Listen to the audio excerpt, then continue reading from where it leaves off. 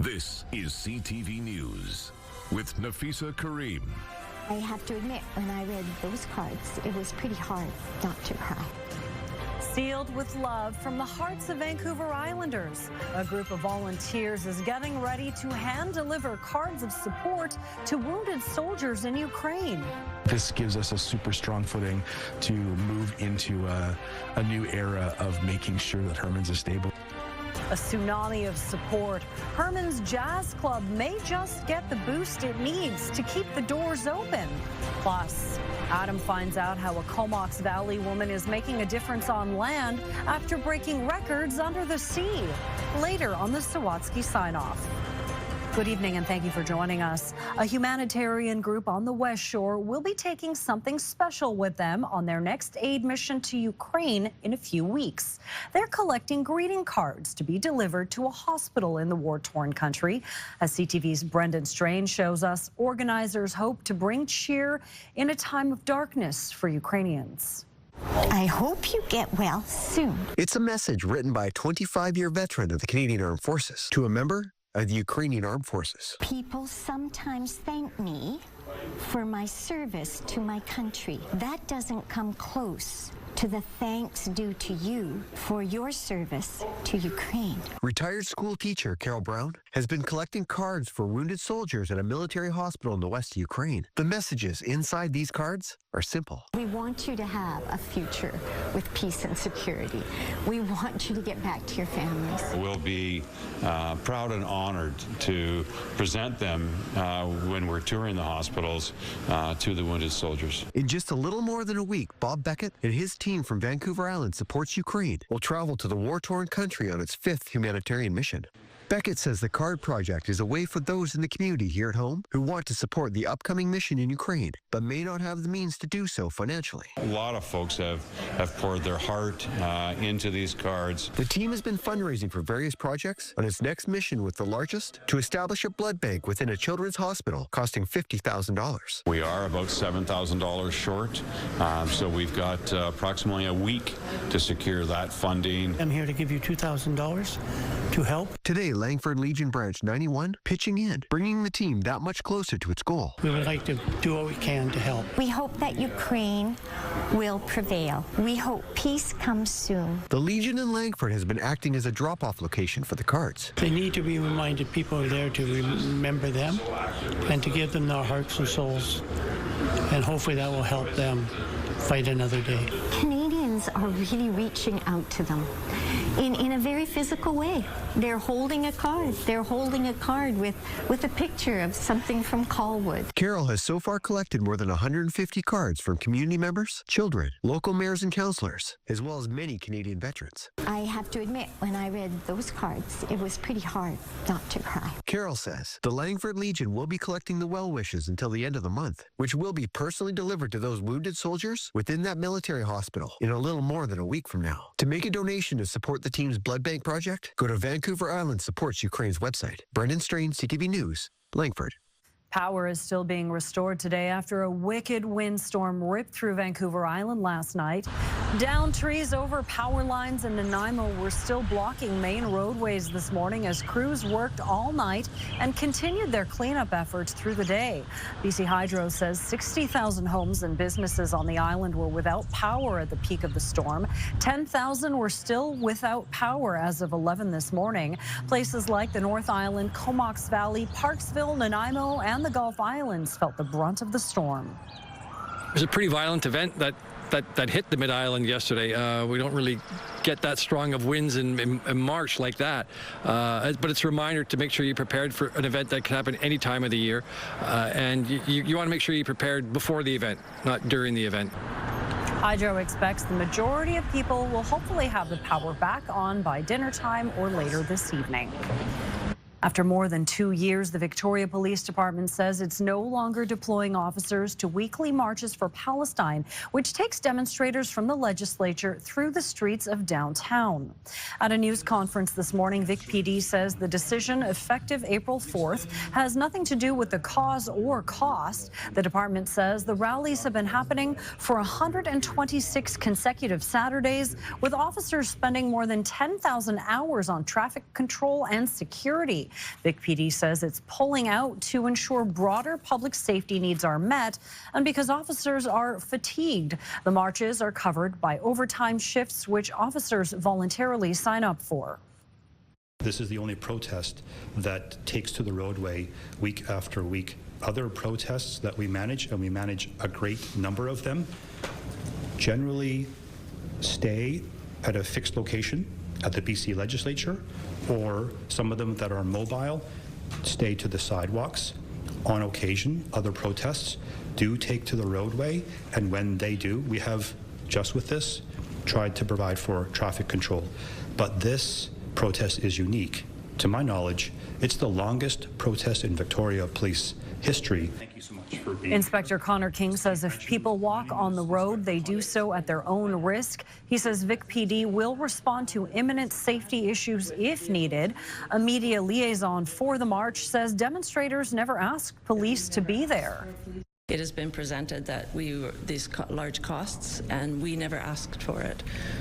We were our own group that was set up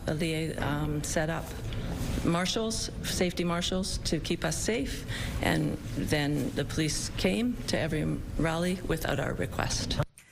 Vic PD says the province covers most of the costs associated with covering the rallies, coming in at $1.2 million. RCMP in Duncan are investigating after a body was found in a gravel yard. Officers responded to the discovery in the 3900 block of Cliffs Road yesterday. The area borders a large forested area along the Cowichan River just west of the city. Mounties say the woman's death is considered suspicious. One of BC's police watchdogs has launched a systemic investigation into sexualized conduct within municipal police departments. The Office of the Police Complaint Commissioner is exploring how departments prevent, investigate, and address workplace-related sexualized conduct. The OPCC says this is a recurring issue in its investigations, ranging from inappropriate communications to sexual assault, often involving power imbalances. I think it's fair to say that the number of cases that we see is unlikely to represent the breadth of concern. And, sexualized conduct in workplaces can have a broad negative impact on other officers, almost always female officers and potential female recruits who may question policing as a career, and on the public's trust in their police. The Police Complaint Commissioner says this type of conduct is incompatible with the ethical standards expected of police officers. The investigation will make system-level recommendations, with a public report expected in April of 2027. Harbour Air is announcing several new and returning seasonal routes in what it calls the biggest expansion in its history. The airline has added a Victoria to Seattle route launching June 11th. Despite data showing Canadians are traveling less to the U.S., the company says there are a lot of business connections between the two cities and demand from U.S. tourists to visit the island. You need to see from a demand perspective, Americans coming to BC. And so, these services, particularly the Seattle Victoria service, really is targeted more towards the Americans coming to visit. The airline is also launching service to Ucluelet and Campbell River from Vancouver this spring, destinations it says are in demand. Our radio colleagues and a young 107.3 Virgin Radio listener are teaming up for a cheeky response to recent comments about BC's capital city from heated rivalry star Hudson Williams. I was filming a show and it's very stabilizing. Okay. It's like 30 minutes away from Vancouver. Okay. Dead as yeah. Well, that is what Williams had to say about Victoria, where he recently filmed a Crave original series. While in come these bumper stickers inspired by those comments. They were made by 107.3 Virgin Radio morning hosts Bailey and Johnny, who talked about it on their show, saying Victoria should lean in with stickers and T-shirts embracing the sleepy reputation. People should be shouting from the rooftops about how excited they are that Hudson Williams said we were dead AF. And when we talked about it on air, there was a little girl named Ophelia. She's 8 years old. She heard it and was apparently like, you know what? I'm going to make those T-shirts. Her mom reached out to us, said that she started this Etsy shop, and we said, you know what? Okay, we're going to get on board with this too. We designed a bunch of bumper stickers with the sayings on it, and now Thursday morning we're going to be selling these bumper stickers, and all the funds are going to go to the Victoria Humane Society. Yeah, so those bumper stickers and T-shirts are for sale by donation on the ground floor below the Virgin, CTV, and CFAX offices at 503 Park Place off Esquimalt Road tomorrow morning from 7 to 10. Well, there is an effort underway to save Herman's Jazz Club, one of Canada's longest continuously running jazz clubs. Last week, the organizers behind Herman's Jazz Club and View Street Social announced they were facing mounting financial struggles and would be closing at the end of April. The Arts on View Society says following the announcement, they saw an outpouring of support from the public. So much so, they launched a donation campaign to try and save the venue. So far, around $400,000 have been pledged of the $400,000 needed by mid-April to stabilize the organization, pay down debt, and make repairs to the building. With that amount, the board chair says the music venue can likely live on for years to come. You know, there's as good a chance as any that we can set this organization up to have a good long life. I mean, I'm not going to promise anyone that something won't go wrong again in the future, because whether it's a private business or whether it's a not-for-profit or whether it's anything, you can't promise anything. But I think this gives us a super strong footing to move into a new era of making sure that Herman's is stable. To donate, visit SaveHermans and VSS.com. It was a breezy afternoon. Gusts right now to about 50 kilometers per hour. That's a far cry from the 80 kilometer per hour gusts we had last night. It's 8 degrees right now. Should see double digits return over the next few days. We'll get into your forecast right after the break. CTV weather brought to you by Expedia Cruises. Plan, book, and safeguard your journeys. Explore the possibilities at expediacruises.ca. Well, Josh joins us now. Hey, is it safe to unbatten our hatches? Yeah, I think it's still going to be a little breezy through this evening and tomorrow, but gusts should be manageable, 30 to 40 kilometers per hour instead of those 70 to 80 kilometer per hour gusts that went through late in the day yesterday. It's 8 degrees in Victoria, a couple degrees cooler than average. Still pretty breezy, though, 30 gusting to 50. 6s. Port Alberni and Tofino. Look at Port Hardy. 3 degrees right now with some wind. In fact, we do have not only some showers, but we've got a little bit of mixed precipitation, some wet snow falling. Higher elevations through inland areas. And we may even see a bit of that wet snow in through northern parts of the island, especially away from the coast. Closer to the coast, this is going to be showers. In Victoria, not a lot of rain going through over the course of the next couple of days, but you might get grazed with a couple of stray showers. It's mostly inland areas, parts of the west coast and the north that will see the wettest weather over the course of the next couple of days. But even there, things should get drier through the weekend and early next week. Showers, gusts to about 50 kilometers per hour and high of 7 in the north tomorrow. 8 degrees and some more rain Friday, and then closer to average. Highs in that 9 or 10 degree range through the weekend. 6 for inland areas. Chance of showers tomorrow after starting the day just slightly below 0. A little frosty to start the day. 12 is average, so way below average again tomorrow, and not really that much of a warm-up for Friday and the weekend. And you may even see a scattered shower early Saturday morning. No heavy rain, but maybe a little sprinkle there to start the day Saturday. Periods of rain out on the west coast, especially from Tofino north. Breezy, gusts will be in the 40 to 50 kilometer per hour range. Highs of 8 in the rain for both Thursday, Friday, and then drier and 9 or 10 for daytime highs Saturday, Sunday. Comox looking at a chance of a shower, especially in the afternoon. Most of tomorrow is going to be dry. It'll be fairly brief and scattered.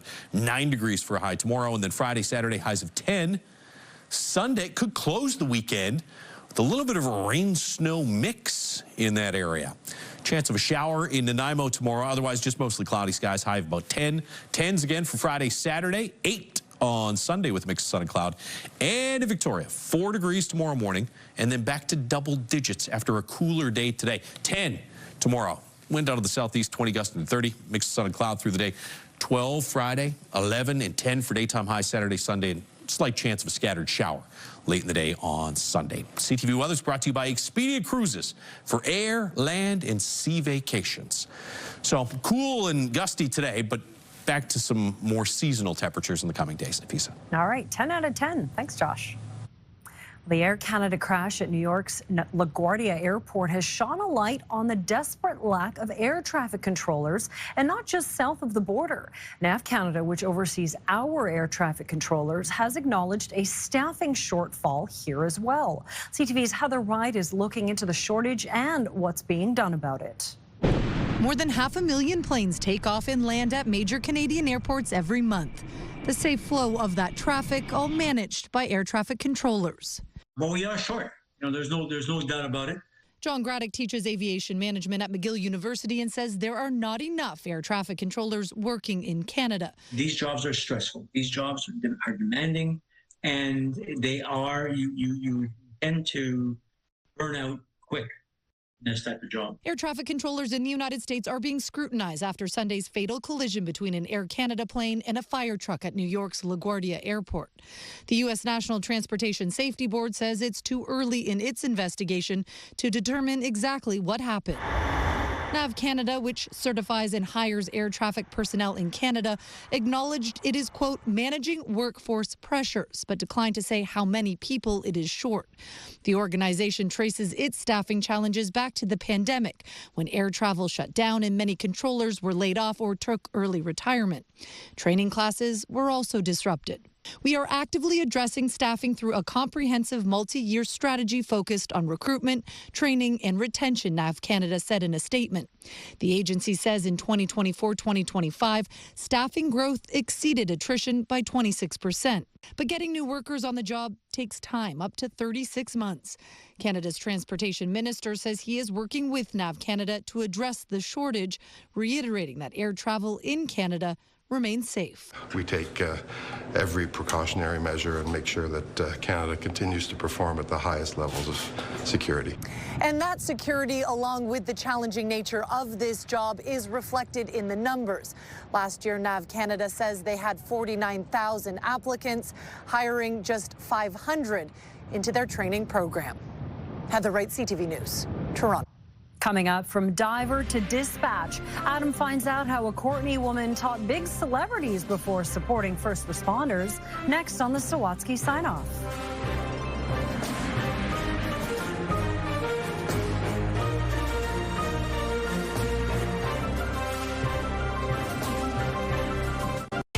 Virgin Radio is Victoria's #1 hit music station. Home of Bailey and Johnny in the morning. Download the free iHeartRadio app and listen to 107.3 Virgin Radio everywhere. When you see it happen, send it to CTV News. Text 10400. From your screen to ours. Text 10400.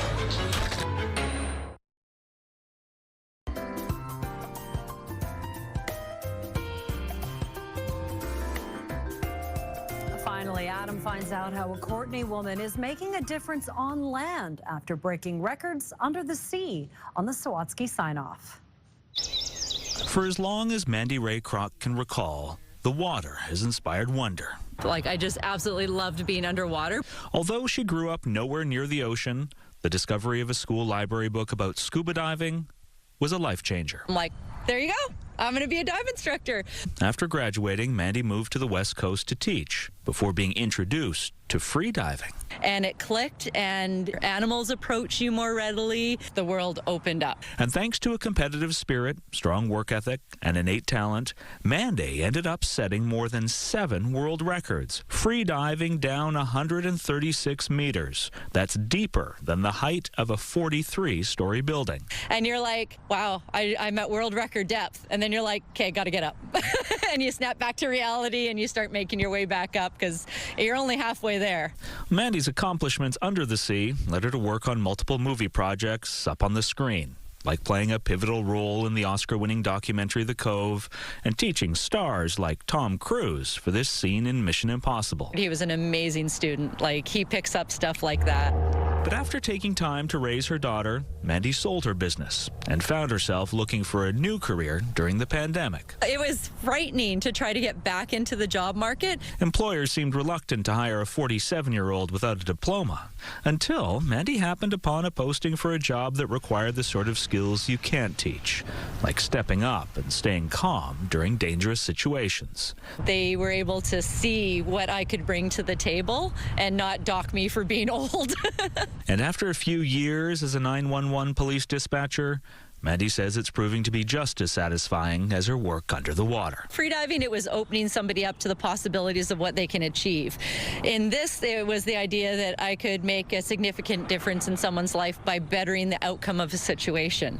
And whether you're training to be the world's best or striving to make your community safer, Mandy Ray says the key is to dive deep. If you have a thought and you want to try something, you go full into it and it'll happen. Adam Sawatsky, CTV News, Courtney.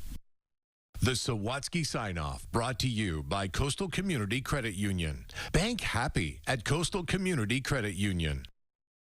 Great advice from Mandy. That is it from CTV News Vancouver Island. Thank you so much for joining us. Good night.